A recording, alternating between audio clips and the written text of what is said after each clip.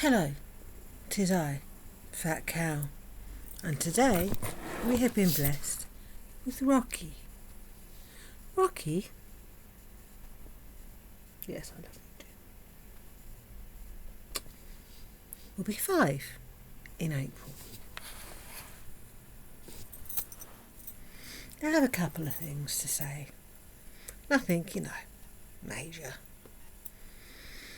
Firstly, Boogie and his 19 or 20-year-old girlfriend.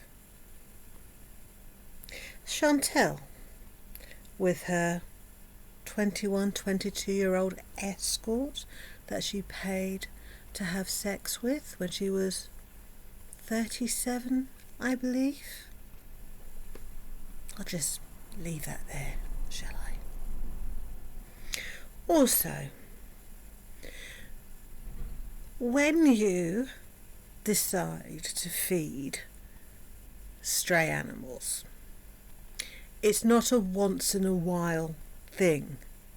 The understanding, if people help you financially towards this endeavour, is that you do it daily, because guess what? Cats, dogs need to eat every day. And once you commit to feeding a specific colony group of cats or whatevers, you're committed to these animals because they begin to rely on you for food, and you are therefore responsible for them. As for you say, well, if it's such a big deal and it bothers me or other people so much, why don't you go and feed stray cats or outdoor cats, whatever? Very bold of you to assume that we don't. You catching my drift, darling? Anyway, the problem with feeding a group of cats regularly is it will attract more cats, which will cause more breeding and fighting and disease and so on and so forth. So indirectly, because of your sheer bloody laziness, you not going out every day is actually a good thing for the cats. Not for the people that gave you money in good faith, but for the cats. But you, by your very declaration that you wanted to feed stray animals, it is nobody's but your own fault for everybody presuming it would be something you did daily, because that is generally what the commitment is. You didn't think this through as usual, and one would argue that that was never your intention, to actually look after a group of cats or random cats in any way, shape or form, and that you're actually indirectly having an excuse to go out because Salah doesn't like when you go out by yourself, not because he's worried about you or protective of you, but because you fuck up continuously and you eat lots of takeaway food, thus spending his money and obviously destroying your health in the process. So this whole feeding cats thing, you're not allowed to go out currently, it's very obvious.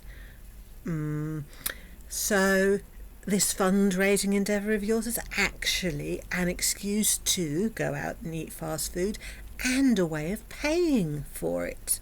Yes, apparently the donations go towards your eating out while feeding cats fund as well. Also, how many people have to knock on the door of their husband, their soulmate, their happily ever afters, in order to give them something that they've asked? And how many bottle openers do you know on the planet are vaguely the same shape and size and dimensions of a debit or credit card. How long did you have to wait outside that door? No, you don't have to answer that, it's on tape. Before your husband stopped doing whatever it was he was doing inside and answered the door to you. Yes, your relationship is flawless, it's perfect, and we're also effing jelly about it. Yeah, he's forbidden you to go out and get fast food again, and he wanted his card back just to make sure. Yes, you're being a little deceptive little Debbie, aren't you? Funding your addiction, which is spiralling out of control because, shock, horror, you're not happy. You're definitely not getting sex, because we know that sex is the only thing on the planet that makes up or can substitute food, and judging by the sheer quantity and frequency of food that you are currently shoving down your gullet, yes, the gullet is part of your food here, it's not this. Yeah, and I have this because I've lost 20 kilos. Go figure. Anyway, judging by the amount of food you are currently scoffing down, you haven't had sex for well over a year, if not longer. So stop it. We don't believe you, and I know you don't give a shit. We don't believe you. In fact, the fact we don't believe you drives you batty, despite the fact you know you're lying. Because how dare we not believe your factitious tales of wedded bliss? How dare we disbelieve you, even though you know you're lying? How very dare we? Anyway,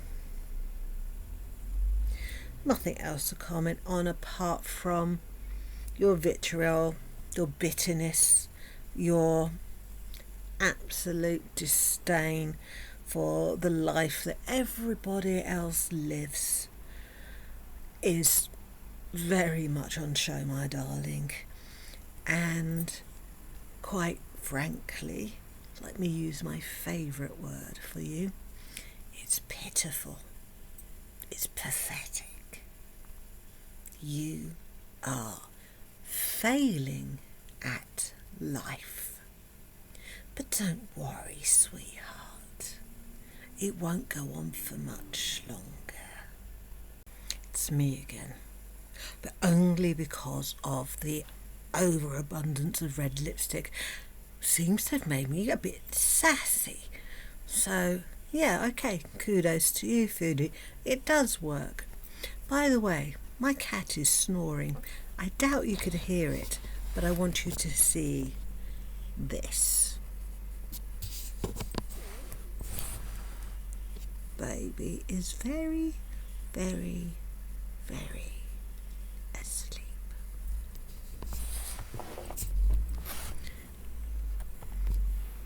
So as I'm feeling sassy, I have one more thing to throw out there.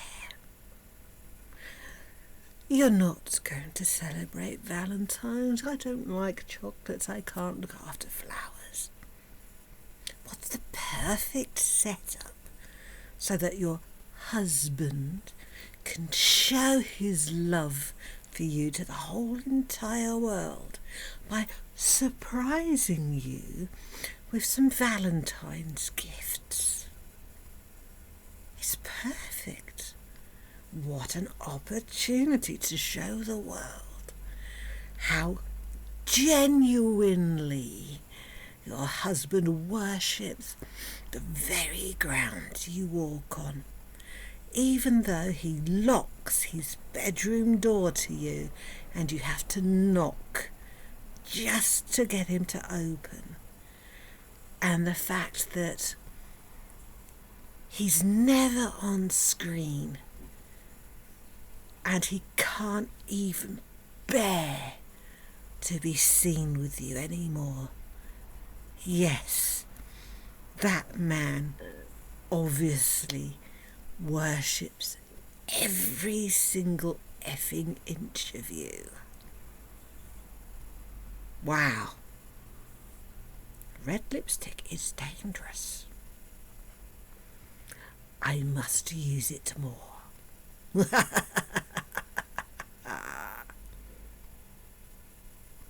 Now I've woken up the cat and I feel bad.